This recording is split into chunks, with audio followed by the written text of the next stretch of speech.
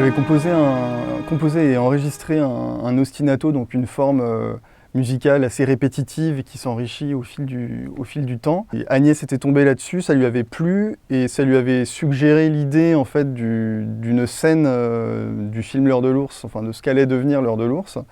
Et c'est resté assez proche du résultat final qui correspond à toute la fin du film en fait, qui est la partie très chorégraphique.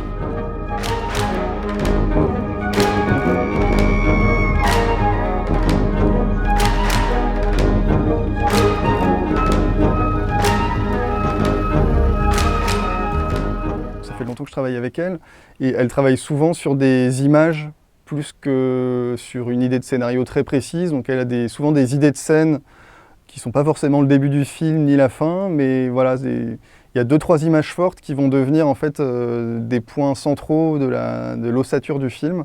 Et je crois que cet ostinato, modestement, faisait partie de l'ambiance d'une de ces scènes. La question de la formule instrumentale pour les films, quel que soit leur format, leur durée, pour moi est super importante parce que c'est ce qui va donner vraiment la couleur au son et ce qui va servir la narration aussi.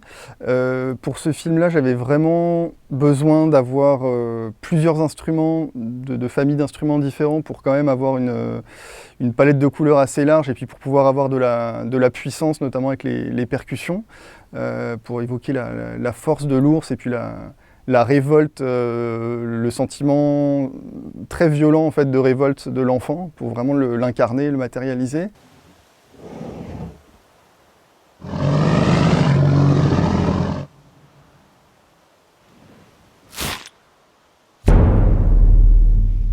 J'aime beaucoup dans les films en général quand la frontière entre le son et la musique est invisible, parce que je trouve le son, même indépendamment de la musique, est très important et quand il est travaillé complètement dans son coin, ça ne donne pas toujours des résultats très probants. Donc c'était un vrai souhait d'Agnès et de moi de travailler ça en même temps.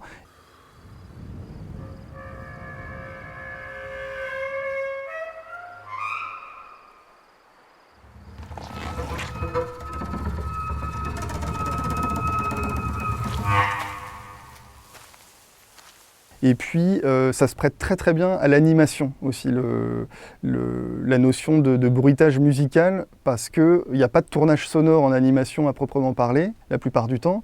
Donc il faut tout recréer de zéro, et tout le champ des possibles est ouvert. Et donc il y a beaucoup de bruitage ou d'atmosphère sonore qu'on peut créer avec des sons d'instruments.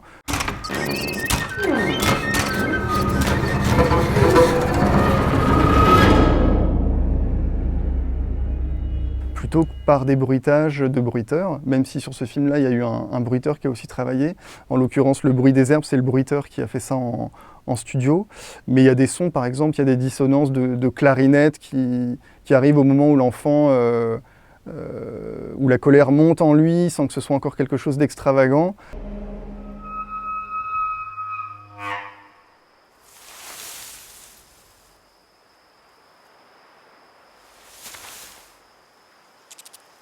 C'est des longues sessions, des prises qui durent parfois 10-20 minutes et où je donne quelques consignes au départ. Parfois j'interviens pendant les prises pour essayer de moduler les choses, mais j'aime bien aussi laisser les instrumentistes seuls avec le micro qui tourne, parce qu'il se passe des choses et au fil des minutes ils finissent par se lâcher et on obtient vraiment des résultats intéressants.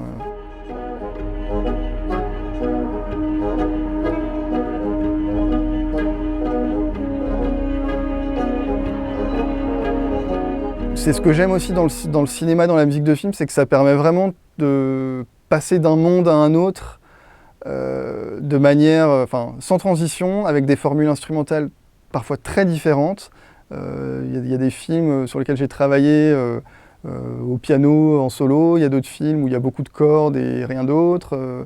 Je rêve de faire des projets où il y a, je sais pas, peut-être que de la voix ou des chorales ou c'est des univers et des contraintes qui sont très stimulantes pour créer.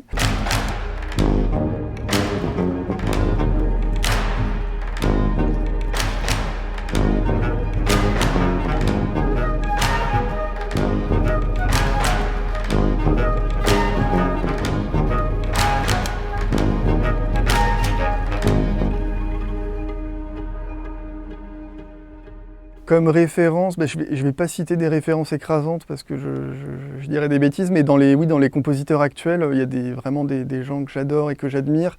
Notamment, j'aime beaucoup ce que fait Jonny Greenwood, qui est le guitariste de Radiohead et qui est aussi le compositeur de beaucoup de films de Paul Thomas Anderson, entre autres.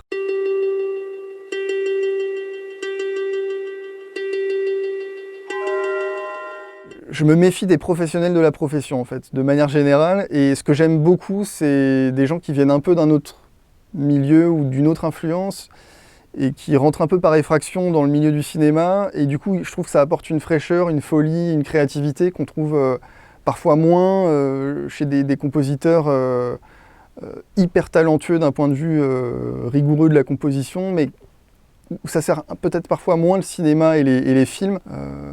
J'aime beaucoup aussi Mica Levi, donc une compositrice qui a fait la bande-son notamment de Under the Skin.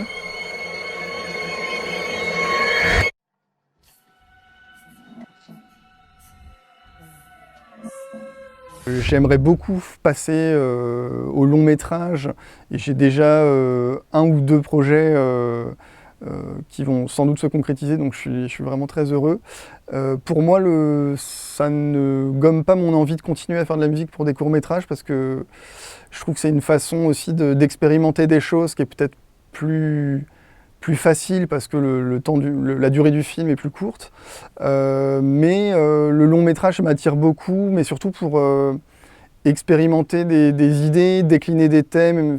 J'aime beaucoup la notion de thèmes et variations en musique et j'aimerais avoir plus d'espace pour développer certaines idées que je n'ai en 10, 15, 20 minutes. Et voilà, mais cela étant dit, je ne considère pas du tout le court-métrage comme du sous-long métrage. C'est vraiment deux formes de narration assez différentes, qui n'ont pas les mêmes contraintes et qui ne permettent pas tout à fait les mêmes choses. Donc en fait, c'est assez complémentaire, je trouve, le long et le court-métrage.